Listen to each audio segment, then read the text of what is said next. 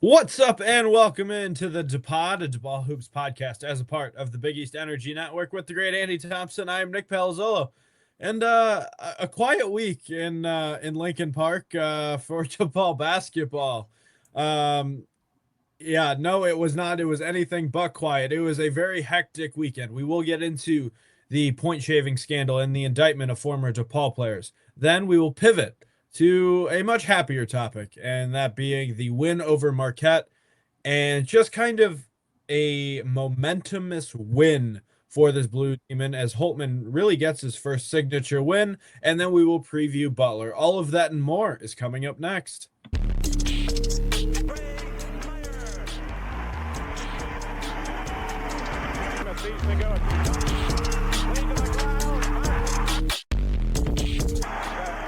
Look to his shot.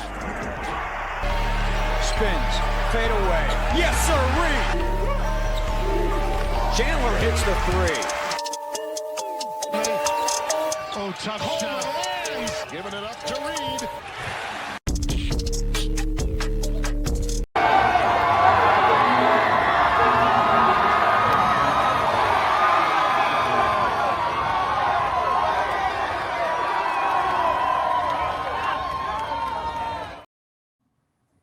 Sights and sounds from Friday night in the South Loop, and that was by far the best environment Wintrust has ever been, Andy, since I know I started covering the team. By far the best environment. It was a game. We'll get to that in a couple of moments here on the DePod. First, shout out to Home Field Apparel. Want to get that out of the way nice and early. Use promo code DePod for 50% off your first order. They got a lot of high quality Billy merchandise. I've been tempted to buy that bomber jacket about 4 gazillion times. But you go and check out our friends at Home Field Apparel. And Andy, anything happen with this DePaul program, specifically last Thursday morning? Anything happen? Yeah, we got an update that Cruz McClure likely was not going to be available for Friday's Marquette game, and as it turned out, he was not. No, but in all seriousness, just crazy headline Thursday morning. We found out that former DePaul Blue Demons, Mac Etienne, Jalen Terry, and Da'Sean Nelson were indicted as three of the major players in a point shaving scandal that impacted more than 20 players on, I believe, 17 different teams. I think I have the number correct. And yeah, just at least 3 of the games, including home matches against St. John's, Butler, and Georgetown, not necessarily in that order, were part of the games. If you remember, the Georgetown game came down to a 1 point at the end there, where it was a close game that had they not dogged the first half to meet some sort of spread, we probably wouldn't be able to win. But Nick, you did a vast majority of the reporting Thursday morning on an article that we wrote together while I was at work trying to balance my phone blowing up and also kind of doing my job. So you want to kind of take the reins here and talk about what happened? Yeah, you can go ahead and check out that piece at bdmn.substack.com. It's right there on the header, Blue Demon Media. We'll also link in the description for you in case you missed it. Yeah, lots of great journalism there, unlike some publications. But yeah, let's go ahead and jump right into it. I'm just I'm on my phone. Wake up, I'm on my phone Thursday morning. Next thing I know, I think it was like an NBC News alert that came across as like former basketball players indicted in a gambling probe. So I just happened to scroll. Usually I don't necessarily look at it, but I looked at it. And I saw Jalen Terry's name. I saw Da'Sean Nelson's name, and I was like, "Holy shit!" Like there's really no other way to kind of put it. So let's kind of take people through the main crux of it before we touch on Marquette, because this is a very important topic. This in February of 2024. A month and a half after Tony Stubblefield was relieved of his duties as head coach, Matt Brady was the interim head coach. Chris Holtmann, not yet hired yet. And it is alleged in the more than, I think it's 70-page indictment that Jalen Terry, Da'Sean Nelson were named as defendants in the indictment, were taking money to fix games, and more specifically, first half spreads. It happened in 3 games, all home games, all in the last couple weeks of the season. of that 23-24 season. It happened in the Georgetown game, the Butler game, and then the St. John's game. Mac Etienne was listed in the indictment. He was named, but he wasn't a defendant because for some great reporting over at Sports Illustrated, they found out through court records that Etienne actually took a plea deal on December 8th. And that plea deal and that court case has not been unsealed, so it remains to specific eyes only and hasn't been made public. But Andy, it's a fascinating story because this came out of left field, but it didn't surprise me. And the reason I say that is because if you remember a couple months back, like October and November, the NCAA did an investigation into Eastern Michigan, where Terry and Nelson transferred to, in regards to a gambling scandal. For those who don't know, student athletes, staff, coaches, administrators, anybody who is deemed associated with college athletics directly, they are not eligible to bet on anything. Doesn't matter if it's professional, doesn't matter if it's Russian ping pong, it doesn't matter if it's college games. Like it is a firm, hard and fast rule. You cannot gamble whatsoever. I don't even think you're allowed to take money to gamble in terms of like fantasy football. Like I think there is a very hard and fast line for gambling and a zero tolerance policy for the NCAA. So the NCAA does an investigation into Eastern.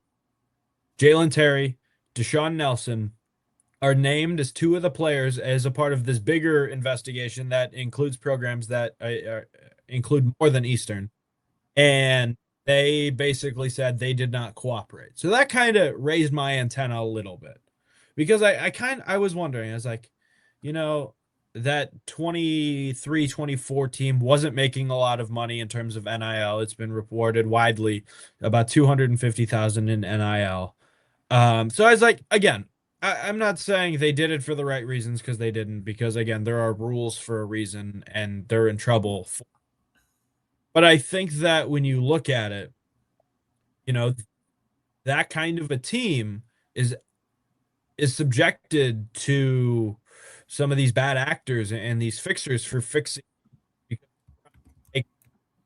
than what they're getting. And I think, Andy, this is really fascinating because it was just a very big indictment. But what was really concerning to me is that, it was surprising to me. I don't know if concerning is the right word, but fixers were in communication with, more specifically, Mac Etienne at halftime of a game, because I believe it was the St. John's game. I don't remember if it was, but because there was a play. St. John's game. I know where you're going. It was St. John's game. Because there was a DePaul player who was playing too well. He was putting up a bunch of shots. It wasn't named who it was. But Chico Carter had 11 points in the first half. So I think it was good efficiency too. He had 3 threes early. Yeah. So, the fixers didn't like that they didn't cover the first half, or it was in jeopardy because it would have really screwed up a lot of things. Then they reach out to Mac, and then Mac, who didn't play in this game, he basically told Nelson and Terry and player number 6. So there is a fourth DePaul player. We just don't know. He wasn't named in the indictment. He is just named as person number 6. Basically kept the ball away from Chico, who we think it is, just putting the pieces together. Yep. Again, the information we have, the indictment didn't say it was Chico Carter. Yeah, that part's all purely speculation on our part. Just want to be clear. Just based on the box score, if you look at, who's doing well in that game, it doesn't take much from the DePaul side to be like it's probably Chico, but want to be clear, we don't have that information. It's just speculation you can kind of put together based on box score watching. Yeah, and I think that is just it kind of just what we know under where this program is under Chris Holtmann to knowing where it was a couple years ago under Stubblefield. I never thought players would be allowed. That was the surprising part to me. not only are they fixing games, which is just a huge slap in the face to not only the university, the administration, the students, the alumni, just everybody associated with DePaul. Even some of their teammates. Right. And it's just one of those things where it's like what are we doing for the most part? Because Holtmann, I think there's a hard and fast rule. Like, you cannot go on your phone pregame, halftime. Again, you can get it like postgame. Again, game's over. That's fine. But trying to limit the distractions. But to just have it out during halftime to receive a text from somebody who's fixing a game, that is just ridiculous. But like $200,000 approximately is being alleged in wagers on DePaul games. On those 3 DePaul games specifically, there's 27,000, like 52,000 approximately, and then like 120 plus thousand, all approximate numbers according to the indictment. And I think, Andy, like, this is just kind of like it gives the program a bad look, and we can kind of parlay this into Marquette. But I think it is very important to mention DePaul came out with a very strong statement, basically saying they have some of the best compliance and integrity technology in the country, that didn't catch any of this. Because they were doing it all. These fixers were fixing games and paying players across several different sports books. So it wasn't, just one wager of $52,000. It was $52,000 spread out over a handful of different vendors. But I think, and here's just DePaul's statement that I will read quickly because I think it just kind of sets the tone. DePaul University is deeply disappointed with that former student athletes were named in the indictment for alleged gambling activities during the 23-24 men's basketball season. No current student athletes were members of the 23-24 team. The university has a longstanding commitment to educating our athletics community about the dangers and consequences of sports gambling. DePaul participates in comprehensive sports wagering monitoring through Integrity Compliance 360, or IC 360, the integrity services provider for the Big East Conference competitions. In addition, DePaul maintains robust compliance education program and annually engages Epic Risk Management, the NCAA's official sports gambling education partner, to provide independent, accredited training for student athletes, coaches, and staff. We will continue to evaluate and strengthen our education, monitoring, and compliance efforts to protect the integrity of competition and the well-being of our student athletes. The university will fully cooperate with any investigation. So, Andy, this statement tells me 2 things very, very clearly. No student athletes were members. No current student athletes that are here now were named in the indictment. But 2, the university didn't know. Because they basically came out and said the university will cooperate fully with any investigation.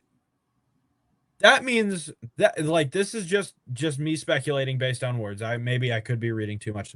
That means they probably weren't contacted, because we will cooperate in any investigation, which means they probably weren't contacted, which means they're probably not the NCAA, FBI, and the Eastern District of Pennsylvania probably isn't going to come down on the universities, because again, that kind of part of the statement really tells me that they had no knowledge they were being investigated for that kind of stuff anyway. But I think the big thing to really highlight, these were former players who weren't here. It's 95% of staff, and Holtmann wasn't even the coach, as much as other publications and journalists like to.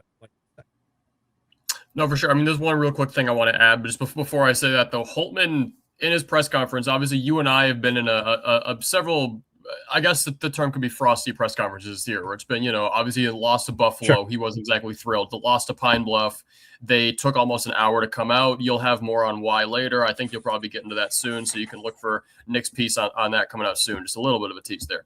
But the thing for me is I've never seen him look more upset, whether it's the look in his eyes, tone of his voice, than he was in this press conference against Marquette, just talking about how really irresponsible local journalism done in the 24 to 36 hours prior to the game, where just even the use of the word former in a headline talking about DePaul players indicted, because in several of the local publications, not going to get into who, they're all available online, and it's been called out on Twitter, so you'll see it eventually if you look. to even just use the word former in your headline makes so much of a difference when you're trying to accurately tell a story. Because like Holtmann said, and like the statement that you read said, none of the players were here. Barely any of the staff was here, whether it's top down the administration or all the way down to the assistant coaches. Barely anybody was here.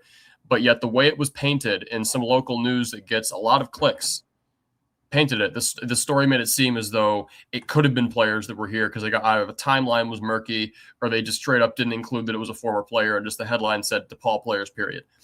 But the thing that I find most interesting about the story, and then we'll move into Marquette because that's a much more joyous tone, much more to celebrate from that one versus this, where we kind of, like what an intro to the podcast. We play a video of Holtmann celebrating with the students. He was at Kelly's later in the night, and then we get into this for 15 minutes. But I want to say real quick, two of the other players that were named, one of them no tie to DePaul, the other one does. The two other, I think, biggest players in that scandal were Amar Knox at Eastern Kentucky. If you remember Alabama State, St. Francis, there was a buzzer beater in the first four last year. Amar Knox hit that.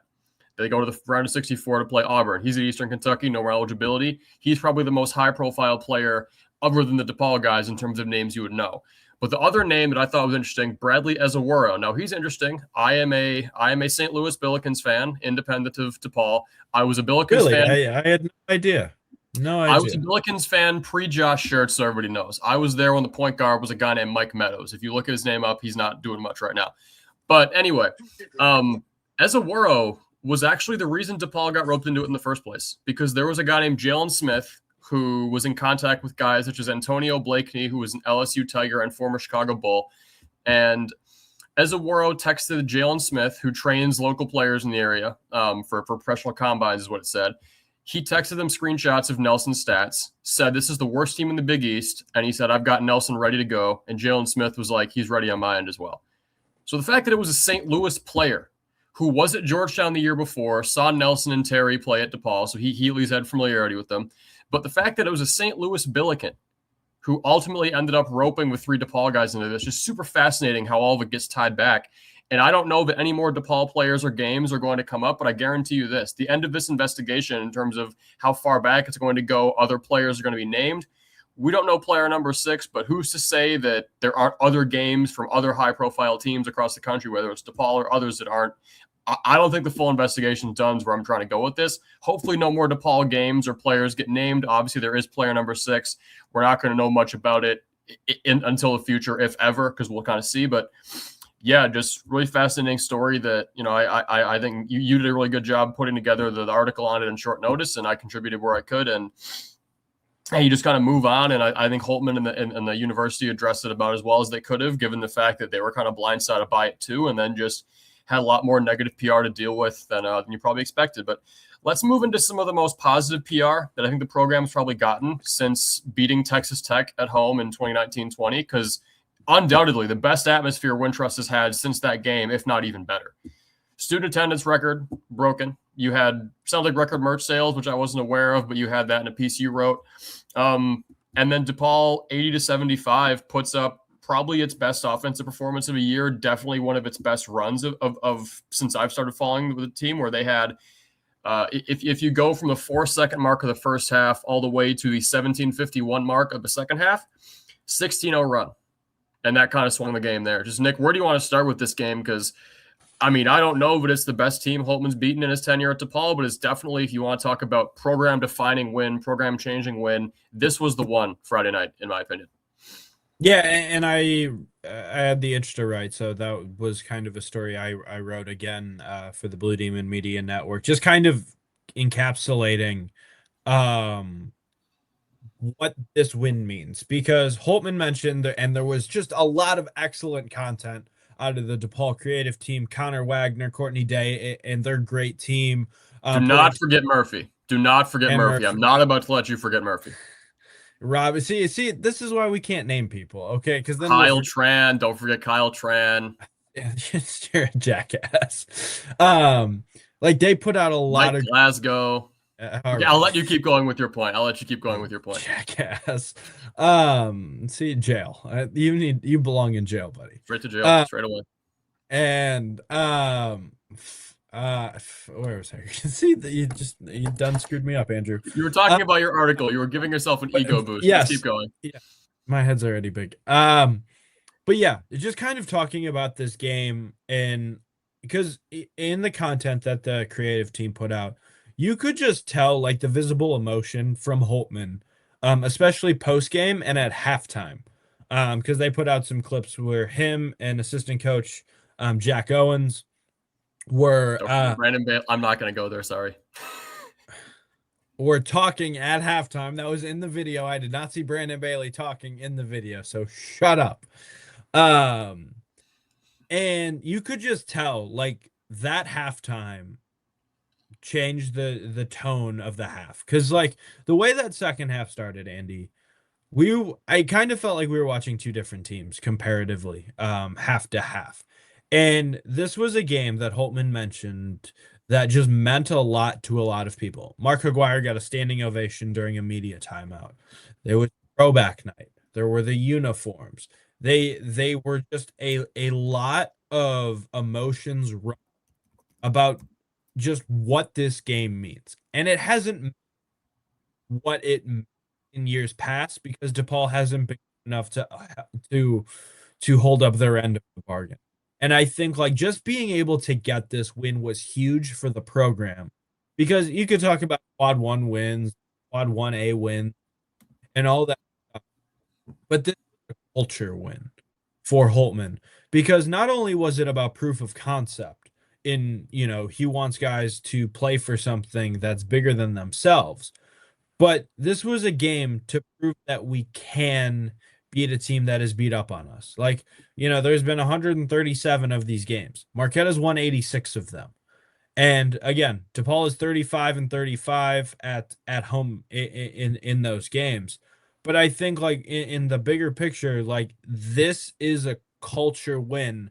And this is the kind of win that I think Holtmann imagined when he took this job in 2024. No, for sure. And I think, like you could tell, like it meant a lot to the players. Like I asked CJ Gunn in the post game for an article that I'm hoping to put out soon, but there's kind of been some red tape with that because of all the scandal stuff kind of taking away some of the timing of things. So hoping to have that out very soon. But, I asked CJ just what does it mean to get a win in those uniforms? Because like you said, standing ovation for Mark Aguirre, who in that same checkerboard scheme, he took DePaul to the Final Four in 1979. Some of the best, as a freshman, some of the best moments that the program's had. And obviously you're hoping to get back a tournament contention. But, I just asked Gunn, like, what does it mean to be in these uniforms? And you could tell that it meant a lot to him just to be able to give the fans a win like this and to be able to kind of come in and change the culture to Paul. And he said, like, look, a lot of the alum have come back and give us a lot. And we feel like, especially in these uniforms, like being able to give them a win and something to be proud of just meant a lot. And, you can see talking to NJ, talking to CJ, definitely talking to BMAC, Cruz, like all the guys in the roster, you can tell even Jeremy in the preseason gave me some really good answers talking about DePaul. Like you can just see the guys on this team care.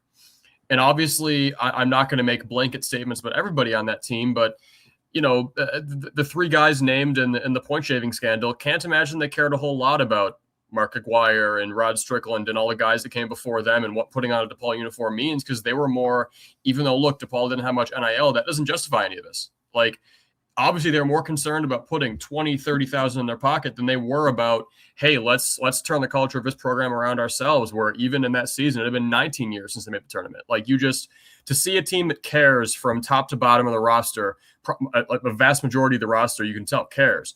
And it's important that, DePaul is able to have a result like this, especially coming off that PR from the scandal thing, but also just, for the fans to be able to feel like you scroll through Twitter right now.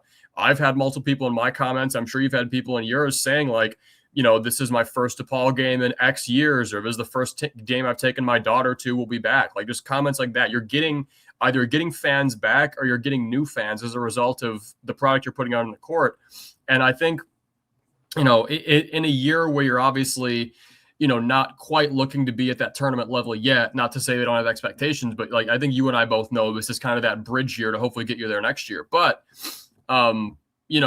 just to be able to kind of show fans like, hey, this is what it can be. And just to be able to build that home court now in the game that I think is as must win as any game Holtmann's had in his tenure. Like, look, you want to be able to show the fans here, we can beat the rivalry team. We can do that. We can have majority home crowd where it isn't just Fiserv South. Like this was an important win for Holtmann. And, the box score reflects that. Like CJ Gunn, I mean, he etched himself into DePaul history with this performance. I look back at my photos and he was 7 of 13 from 3. That left wing in the first half, unguardable from there. Nearly made 4 in a row. Like just that left wing. He was 1 made 3 away from tying the in-game record with 8 set by Max Strus. Yeah, no, I mean, he was just like 31 points, seven made threes to go with that, and 7 rebounds. 4 of them were offensive. Like you asked Holtmann in the press conference, or somebody did. I forget if it was you, maybe it was Scott, but somebody asked him like, just how impressed were you with what CJ did? And Holtmann started his answer by saying, loved his offensive rebounding. Like I just love that Holtmann, obviously 30 points from CJ to kind of carry you through a first half where Marquette, and we'll talk about it in a sec because we do have to acknowledge this, I think, where Marquette was kind of in the first half getting whatever they wanted. CJ was kind of the one who got you through that, but then, 4 offensive rebounds from him, just crucial on the glass. And the fact that Holtmann, even when, you're talking about getting him the ball, putting him in spots to be able to score, he always wants more from him. And that's what you want to see out of a coach and player relationship where you're kind of never satisfied with what you're getting, always trying to get yourself into the flow on both sides of the ball. Yeah, and I think it was really important because I asked Holtmann specifically about what changed at halftime. And then he kind of in a long-formed way basically talked about, defense translated into offense. They started the second half on a 19-3 run, and that really sealed the game and was too much for Marquette to come back to. I do want to come back to the end of this game, so Andy, if I don't get to it, remind me. But what one thing that I was really interested in was this game was very much the tale of two halves. The first game, way too many open looks for first half. What'd I say? First half. Sorry. First half, way too many open looks because what DePaul seemingly was trying to do, where basically it wasn't man to man, where you would just kind of set up on the floor and then whoever comes into your quote unquote zone, that's who you would match up with. So that's what they did. And there was a lot of miscommunication and poor communication early that led to just a lot of dunks and open threes and that kind of stuff. But in the second half, they were just much more aggressive and physical. Layden Blocker was a force on defense. It may not show up in terms of one statistical category on the box score, but he got a lot of loose balls and was very aggressive guarding the ball. And I think, it was Lob City, it was Dunk City. Like Houston, we were cleared for takeoff on Friday night. And I think CJ, especially early, and Holt mentioned this, CJ bailed out DePaul really early, just making some incredible shots, some tough shots. There's nothing easy about the bucket CJ was getting early, but it kind of kept DePaul alive a little bit longer than they probably should have been early. And I think that was really important. And then it kind of, once everybody kind of settled down, then DePaul was fine. And I think there were 2 things that were important for DePaul in this one. I think number one, ball security, because Marquette came into the game averaging 9.2 steals a game, which was best in the Big East. Like it pretty much the formula for Marquette to keep it close in games, because as of this one, they are, I believe, 6-13. They have 1 high major win. It's a 1-point victory over Xavier, who currently is also 3-4 in the Big East. So they're kind of hurting this year in Milwaukee. We went over why in our previous episode. If you really care enough, you can go back and watch the 20 or so minute mark where I kind of got into it. But, 2 things that are important in this game. You only turn the ball over 8 times, and Marquette only got 5 steals against you. So you roughly have their steal numbers, took good care of the ball. The other thing that I was paying a lot of attention to in this game that, DePaul struggled in against both Georgetown and at UConn was points off turnovers. Your margin was much better in this game. You forced Georgetown into 13 turnovers, and you only got 12 points off those on January 6th. At UConn, you forced them into tied for their second most turnovers of a season with 14, and you got 9 points off those. I mean, in this Marquette game, you forced them into 7 turnovers because they take good care of the ball as well, and you got 11 points off those turnovers. So that margin was good, and also your steal margin for them was very good as well.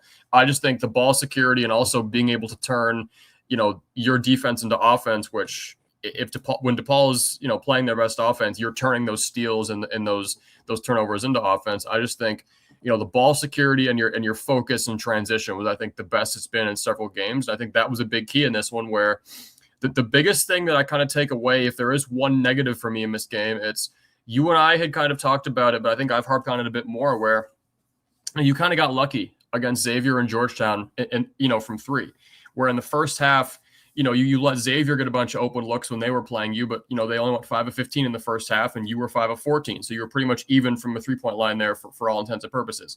Georgetown goes 1 of 12 in the entire game.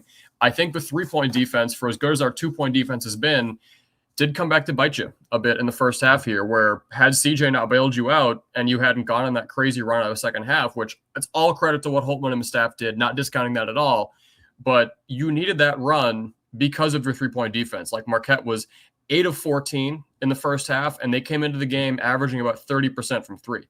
David Joplin isn't walking through that door, but they still were able to get enough from guys like, Nigel James, who was 4 of 9 from three. Adrian Stevens was 3 of 6. Ben Gold came back from injury. He made 2. I think both were in the first half, if I'm not mistaken. Just, obviously it's tough to be everywhere on the floor. And I understand that, sometimes guys can be a bit late to close out. Like, it happens to every team. But, in the Xavier and Georgetown games, our opponents got a lot of open looks. Those didn't fall. And in this game, it was kind of just a flurry for Marquette in the first half, and they tightened that defense up a lot in the second half, where Marquette then only went 4 of 15, a lot better contests, a lot better closeout. So you adjusted in game to that, and it's all a credit to Holtmann and his staff. But that's the one thing I take away, where I think going into Butler on Tuesday, I am kind of concerned about just how well can we defend with 3 against a team where they've got guys like Finley Bizjack who shoot the shit out of the ball. But that's really the only negative I have from this game, was I think the first half 3-point defense, they kind of tightened it up, and Holtmann said himself, best offensive game they played, where NJ Benson was 8 of 9. CJ Gunn was 11 of 23, but you're not going to fault him for that, because if he doesn't go 7 of 13 from 3, you don't win this game. You had guys like Brandon who, were drawing fouls. They were getting inside, making free throws. Like, he was 5 of 13, but again, you'll take that because he's just a junkyard dog. And, this is an important game for a lot of your guys to be able to feel that crowd behind them, get their offensive confidence up, where you're going up against a couple teams where offense is going to be paramount. Yeah, I think the 2 negatives I've had, and one of them, I think that DePaul got really lucky on, and that was the final 4 minutes of the game, because if you look at the final 4 minutes, they had their chances to go for the kill, but they just couldn't execute. I think there was 3, maybe 4 front ends of 1-and-1s that they just missed the first. And that just can't happen, especially in crunch time. They had 3 points in the final 4 minutes of the game. All at the free throw line. Yeah. Like, that is not something that, again, it's a great win, right? It's a good culture win. But again, there's kind of a little thing that, against a really good team, could bite you. Again, they're not all going to turn out like wins like a 5-point win like this. But against a better team in the Big East, there will teams that will make you pay for that kind of scoring. Villanova already has. Right. It's not always going to turn out like that. So that is one area of concern. The other one is, and I noticed it in the moment, and I think it might have been just a little bit worse on the rewatch. And that's just how disappointing Caleb Banks has been. I don't think I need to put it any more bluntly than that. He played 5 minutes in the game. He played 0 minutes in the second half. And I think that it shows you exactly where Banks is in terms of rotations right now. I think that Caleb Banks is not giving DePaul anything that warrants him playing. I think he played a little bit over the last couple of weeks because you had Jeremy Lorenz, who's out for the season after undergoing hip surgery. Yep, that's been confirmed since the last episode we had. He had the surgery last week. You had Teo Pierre-Justin, who was recovering from his shoulder. I thought Teo gave you, 16 minutes? I thought he gave some really Good minutes. Some good minutes there. But Caleb, like it was just one of those situations where it's like in a game that it felt like DePaul had to have after all of the noise about the game and and, and everything else, kind of the people on the internet painting with a broad brush of, this is the same old DePaul team. Having Caleb, who was a prioritized transfer, a player that you probably had to outspend over A other couple power. high majors on, yeah. Yeah. Um, you're getting nothing out of that spot. And I think and the numbers back me up on that. According to Ken Palm's depth chart feature over the past 5 games, Caleb Banks 39% of the minutes at the 4. Next closest, CJ Gunn with 36 minutes. And Holt, 36%. yeah, 36% of the minutes. Teo rocking 22% of the minutes. Those splits are getting closer and closer. And I think Caleb Banks is reaching the point where he is unplayable. And I think I wonder if we'll start to see that more, just because it's like you see the flashes of what DePaul was getting. You see the flashes, but then you also see the moments where it's like why is he on the floor? It's just one of the frustrating, because we see why he is here and why DePaul felt good about getting into a bidding war potentially for him.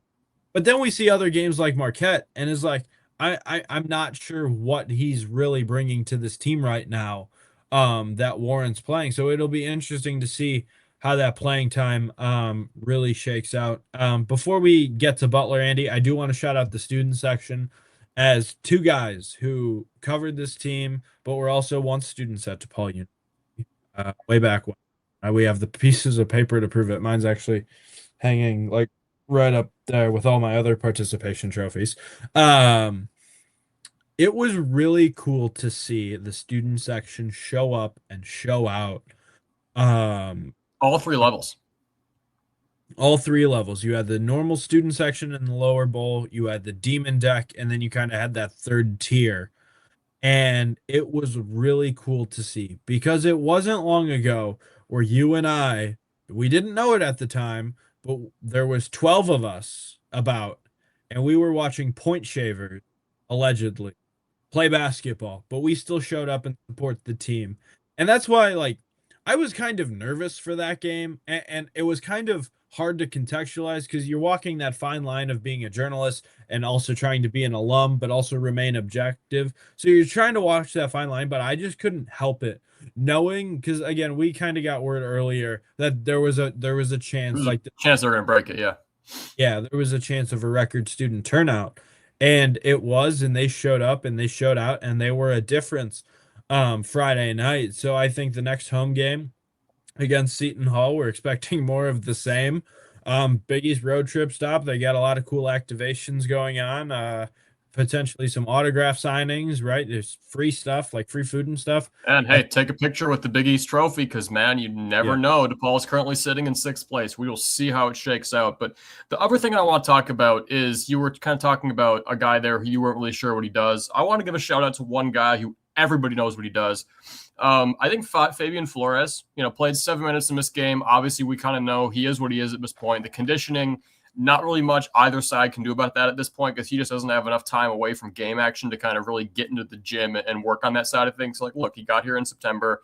The coaches can't get much more out of him. He can't get much more out of himself, just because of the schedule and how everything kind of shakes out with, having games every 3-4 days roughly. But, he came in and gave you, I think, maybe the quietest 4 rebounds in 7 minutes you've ever gotten from anybody. Like, you didn't feel him at all, which isn't anything against him. He wasn't coming in and being a bruiser like NJ, but he just got 4 pedestrian rebounds in 7 minutes, which is a good number for the amount of time he played. And they were all really important. Like, he had 0 turnovers in this game. Like, he didn't throw any of those, offensive rebound passes where he kind of throws them like half-assed out of 3-point line. Like, he held onto the ball. And in those stretches where Marquette was really pulling away, the rebounds that he got, some of those became CJ threes, or some of those became lobs to NJ. Like, he played really effective minutes. And the other guy I kind of wanted to shout out is like late NJ had 17, Blocker had 10 and a career high 8 assists. You had CJ Gunn obviously with 31. Macklin once again was a bruiser, 12.7 boards. But I mean, I think the quietest 7 points I've ever seen a Blue Demon get, just because of how loud other people were being. RJ Smith 2 of 5 from 3 and 1 of 2 at the free throw line, and that free throw was pretty early.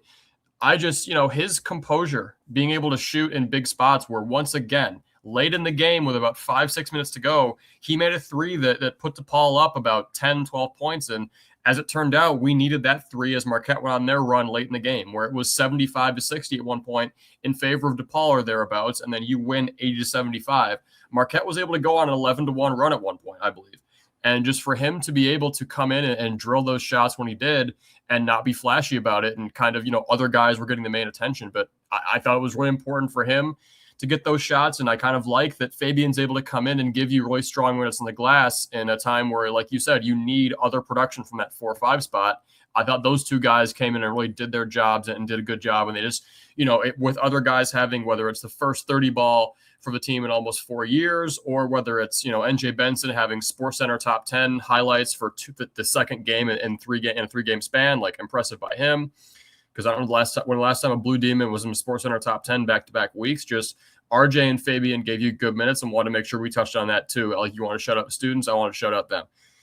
On to Butler. Boots will be on the ground, but not mine. This will be your first time traveling to a road game this season, I believe. And it's kind of get into Butler, because they've had an interesting start to Big East play. After getting a marquee win over Virginia, who is looking more and more like a dark horse national title contender, they got a win over them in the non-con and the Greenbrier tip-off. They are now, I believe, 2-6 in Big East play. Let me verify that. Yeah, they're 2-6. They're 2-5 in the league.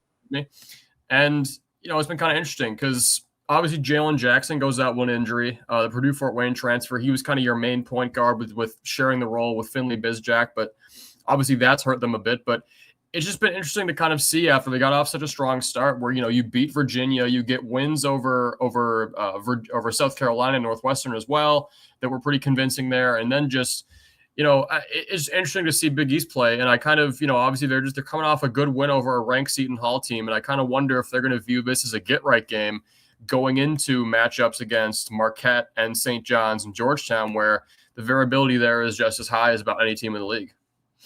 Yeah, this Butler team is interesting. It's confusing. Like, again, and I think just kind of watching a lot of Big East basketball over the weekend, Friday and Saturday, nobody knows really anything. Like, no. It's Seton Hall's picked 11th. We were picked 9th. Nobody knows anything. It's a crapshoot week in and week out. But I think that there was some soul searching that went on in Indianapolis, especially after the 4 losses, 2 at home to Nova and St. John's. You had almost a 30-point loss, a 4-point loss to Creighton. I was looking at the NJIT score, which was, but right above it. I don't blame you, but man, that was a blowout. 10:45. I don't want to talk about it, but I think that this Butler team is really interesting, because I don't want to say there was tournament expectations, but it almost seemed like a make or break year for Thad Matta. And the resume was there in a non-con, to be clear. Yeah, I mean, they had a loss to Boise State and SMU, and then they had wins over South Carolina, Virginia. The Virginia one's doing a lot of carrying right now. Still is. He got a nice neutral or semi home, because that game was played at Gainbridge against Northwestern. But like, Butler is a really interesting team, because the last couple of weeks, like, there were some conversations about, like, don't think the season is lost, but it kind of sucks right now. Like, we like, it's starting to feel like you're digging yourself too big of a hole in Big East play. And then you go to Seton Hall on a Saturday and take it to the Pirates. But I think this game really comes down to the glass and how DePaul can limit Michael Ajayi, because he is one of the best rebounding bigs in the country at 6'7", but like, his rebound percentages are kind of off the charts, and some advanced rebounding metrics. Like, he is kind of all over the place for Butler. So I think that is a huge thing that'll come. No, I mean, I'll come out and say it. He is the Big East Player of the Year who has no shot because of Butler standing to win the award. I mean, he's just been dominant. 16.3 points, 11.8 rebounds, which is second in the country. So as good as like Duke Brennan is on the offensive glass, or as good as Terrace Reed can be at vacuuming in the ball, or as good as Zuby and Dylan Mitchell have been, Michael Ajayi is far and away the best rebounder in the league. And he has zero shot at the Big East Player of the Year race unless Butler can go on a bit of a heater here and kind of pick off some teams just because of them being 2-5 and UConn being undefeated, Villanova doing well. But I mean, Ajayi is going to be like, you're going to need really good rebounding games from NJ in this one, probably Teo or Fabian or whoever you really play at that 4-5. You're going to probably even need Macklin to do a lot of rebounding because don't forget, Macklin's averaging almost 5 boards a game. Like, he's going to have to get in there and limit himself in foul trouble. It's just this game, I think, for DePaul just comes down to how much can you limit Michael Ajayi, because the other thing with him is he draws 6.2 fouls per 40 minutes. And even though DePaul has been able to avoid foul trouble here against, by and large against UConn, and they did avoid it against Marquette, where RJ got his third called on him pretty early in the second half, but by and large, you avoided it entirely. Like, guys were getting their third foul with like 7-8 minutes to go in the second half, and then didn't pick up another one. You had NJ only have 1 foul in this game.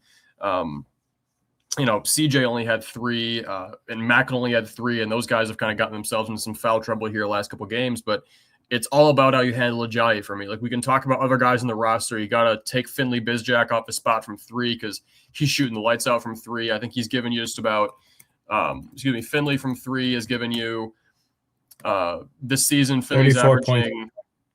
Yeah, he's averaging 34.7, but I mean, he's one of those guys where he's gotten into a shooting slump, but he's much better than his average suggests. Like, there were some games, Virginia, for example, where he just went lights out. And, you're going to have to keep him off the 3-point line, but I'm rambling here. All this to say the game, the ball stops and ends with, what do you do with Michael Ajayi? He's just so dominant. And DePaul, other than against Marquette, where I think we know one of their biggest weaknesses is the glass, DePaul has been out-rebounded by a lot of teams by a wide margin, save for Marquette. And if Ajayi is able to get whatever he wants and have like a 20-20 game, like 20 points, 20 boards, which he's capable of doing, he's done before this year, I mean, it could be game over right there. It's all about how you handle him. And I think what's interesting is this is not this is a Butler team that's kind of sitting in the middle of the pack. In a lot of offensive categories, it's a very middle of the pack average offense. They do a couple things defensively well, but I think that when you just kind of look at just kind of some of the metrics on Butler, the one that really stands out to me is they are a top 20 team in a category you don't want to be a top 20 team, and that is block percentage offensively. They have their shots blocked offensively 12.9% of the time, which is 345th in the country out of 365 teams, making, the inverse top 20.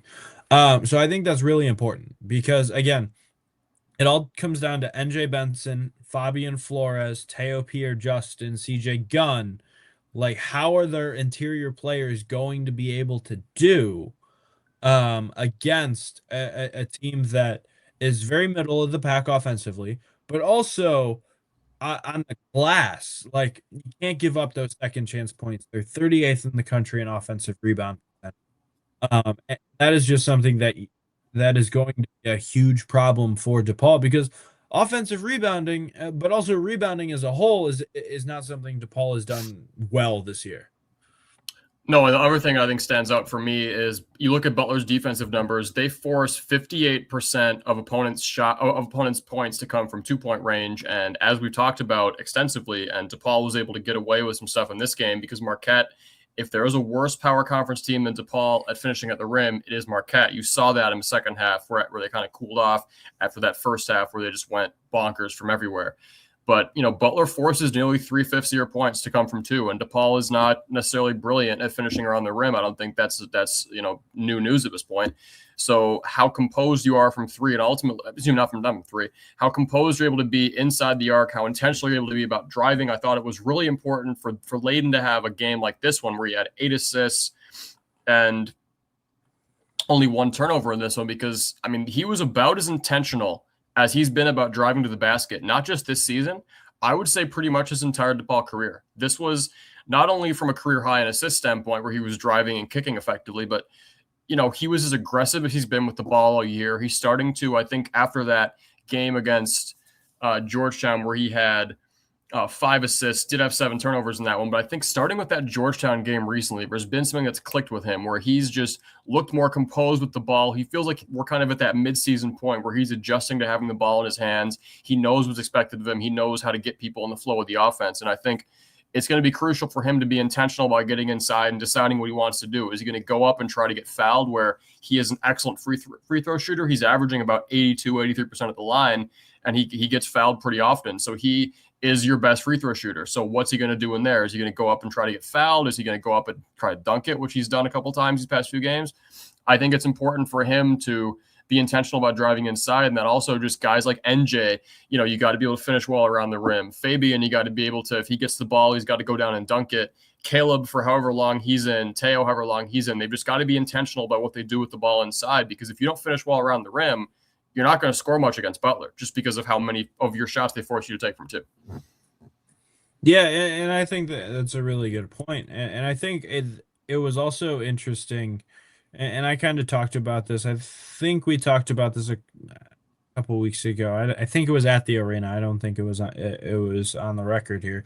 But it talked about how NJ Benson needed to get going. And I think Marquette was kind of the perfect game for him to get going, knowing that you had Butler kind of right after that on the road. It's a semi-road game, right? You're taking a bus down there. I'm able to go with the semi. And I think it was just huge for Benson going against Marquette, because that interior presence is going to be really, really important. Because again, DePaul had a chance last year on the road at Butler, and it was like a Saturday late afternoon, like a 3:00 tip-ish. That was the throwback night last year. Yep. And it was like they had chances. I'm talking about the road game, not the. They're talking about the home game. Never mind. Yeah, no. I think it was like a 10-point game in the second half, and then Butler just kind of pulled away late. But like this is a game where NJ Benson needs to get going, but also like this is just a really intriguing matchup on paper because Butler isn't an overly big team. There again, you have Johan Traore. Like he feels like half the teams in Division I basketball are just pulling a Traore out of their ass every year. Like there's just more and more teams that have Traores. There's noticed that recently. Yeah, and then you have his backup Drayton Jones. Like those are 6'11", and then the next guys are 6'8", 6'7", and then you get into like some 6'4", 6'5" guards. You had to, didn't you? I'm just kind of reading, but like this is where it kind of can feast, because I think that Ajayi 6'7", Ajayi and Benson are very comparable in terms of body size, not overly tall, but just kind of bulkier, like around that 6'7", 6'8", 230, 235 range. Okay, stop laughing. See, this is I know it's intentional at this point. You can act like it's not. It's not. It's not. Like, it is not this intentional. You just need to see, this is why society sucks right now. Because there's people like you who will keep people like me? Yes, people like you who will laugh at a 6'7" joke. If you don't acknowledge it, there's nothing. You've said it so many times on this show. I just laugh at the fact that you kept repeating it. Yeah, because it's facts. I mean, true or false is. Well, you can say 6'7". That's also a way to phrase it. Just like some of the local reporters forgot the word former, you forgot the word foot instead of saying just 6'7". You know what? Because I'm looking at the roster. It doesn't say 6. Let's talk about Evan Haywood, because I think Evan Haywood is one of the other players. I think Evan Haywood, you're kind of talking about how Butler isn't an overly imposing team in terms of their size, but one of the guys who is, I would say, more imposing, having watched a lot of Butler in terms of his perimeter threat. He's only 6'4", but he's 200 pounds. That's Evan Haywood on Butler. He averages 38% from 3 on the season, although he's kind of been cold these past few games. In that Providence game, 4 of 8, and the game-winning 3 in double overtime. Like when he's had some games recently, 0 of 3, 0 of 5 from 3, but when he gets going, he's one of the streakiest players in the Big East. So it's important that not only do you keep Ajayi off the boards as well as you can, off the free throw line, but it's important to kind of, defend Evan Haywood as well as you can, because, against Marquette, we kind of saw where our three-point defense had kind of been getting leakier and leakier these past few games, where against UConn, they don't shoot it brilliantly from three, so you're able to kind of mask that. Got lucky against Georgetown with their numbers, but Marquette kind of let you have it. And if you let guys like Evan Haywood have it, he'll make you pay, especially at home where that crowd loves him. He's a fan favorite over there, and that Providence game kind of etched him into Butler fandom over there, where you've got to keep him off the line. That probably the best game of the year. I still think that's the best game of the year. Was that the Big East game of the year? Yes, first Big East game of the season. That's conference game. Yeah, that was insane. Like, just pure and like Michael Ajayi fumbled, he got a rebound, fumbled it, but was dribbling it while he was kneeling, passes out a frantic pass to Evan Haywood, who just drills a three with 10 seconds to go. What a game that was. Yeah, because that was early December, right? Yeah, same day as Wichita State game. It was the game right after. DePaul wrapped up Wichita State. Butler was right after that. That's right. That was bonkers. Hopefully it doesn't go that long. It would be fun. DePaul's capable of 110 points in 50 minutes this year. I don't think that's possible. A double overtime game for DePaul this year does not favor DePaul on offense this year. 83. It'd be a very pedestrian type score. So Andy, do you have anything on this matchup before we give predictions and get on out of here? No, I mean, I'm glad we kind of got to talk about Evan Haywood. That was a nice segue into his three-point shooting. Just kind of wanted to put that out there, because he's a guy that I look at as kind of he's not top of the scouting report, but he's one of those guys where you've got to keep eyes on him, because, he's had some three-point outings where he's able to get hot. And even though he's 0 of 8 in his last 2 games, he's going back home. He's not going to be on the road. He's going to have what the fans are going to be viewing as a get-right game. They're going to be behind him, and you got to make sure you keep him off the line there. I'm going to say DePaul pulls it out close, really close. I'm not drinking too much of the Kool-Aid from these past few games where it's okay, you've beaten 3 teams at home for your first home winning streak since 06-07 in the same season, 3 consecutive home games. But I do think that despite the rebounding profile of Ajayi, despite the perimeter prowess of Haywood and Bizjack, and how some of their other guys like Stink Robinson, who went to CJ Gunn's high school, were able to steal the ball at a pretty high rate, I just think that DePaul's got the best unit on the floor still with their defense. Their offense showed you just enough where it went up about 25 spots in KenPom just off this one game. The offense is unlocking itself a bit these past few games after a Georgetown slump, and UConn is UConn on the road. Kind of do what you can there. I think Marquette kind of unlocked their offense and has their confidence going a lot more, where it's just a bus trip, like you said. They're not even get on a flight and kind of recalibrate their travel schedule. You're just taking a presumably same day bus trip down. Maybe even have shoot around at Wintrust, who knows? Or you leave early and do it at Hinkle. But I think it's a 2-point win for DePaul on this one. I think it comes down to the wire, but I think our guys have kind of weathered enough storms this year, but they'll be able to barely pull it out, especially for a Butler team that has kind of been reeling a bit. You can kind of take advantage of it, where they're going to be coming off an emotional win against Seton Hall. They're going to be at home, and they might just be looking ahead to Marquette St. John's, where, those are 2 pretty important swing games for them. Yeah, I have the same prediction as you. I'm going to take DePaul by 2. I think this is a really close game. I think DePaul off I think both teams are really coming off some confident wins. I think Butler needed the Seton Hall game more. They're at large hopes, absolutely. Yeah, well, I think not even just so much for that, but I think again their previous win before that was NJIT, just before Christmas. So again, just to taste a win. I think Butler just needed that, just to not only just for their tournament, but just to kind of so the locker room doesn't get too down on themselves. But I also think that DePaul is playing some of its best basketball right now, especially offensively, which is not something that we can say typically for major portions of the season. But I will take the same prediction as you and go ahead and go with DePaul by 2. I think Butler has a 1-point lead late, and then somebody from DePaul hits a 3, and then they get a defensive stop. Because I was looking at some advanced metrics, and DePaul has not had to make a attempt to go ahead shot this year. So I think Tuesday night is the first time we see one. Northwestern didn't constitute as one? Free throws. Oh, free throws. Yes, that's right. That's right. Yeah. Yeah. That's So what it was. That's why. So like that's why, because Yeah. Yeah, that was just it's we'll gloss over. It's been 2 months, but still not over that one. Nick, Yeah. anything else you want to add? Obviously, you'll be there. Big East road trip Saturday in case we don't get another full episode out. We'll kind of see where that shakes out this week because we've got a special surprise for you guys this week that we'll be putting out there midweek probably. But Nick, anything else you want to add? Season. No, it's up to something season, and we are up to something. What that something is, you'll just have to find out in our next episode of the DePaul right here on the Big East Energy Network. For the great Andy Thompson, I'm Nick Palazzolo. We thank you for letting us ramble for the previous hour. We're sorry, sort of, not really. No, we're not. I'm not. Paul Butler and then DePaul Seton Hall. We'll talk about it all, and a special guest on potentially our next episode. We'll see. Who is it? I don't know. So long, everybody.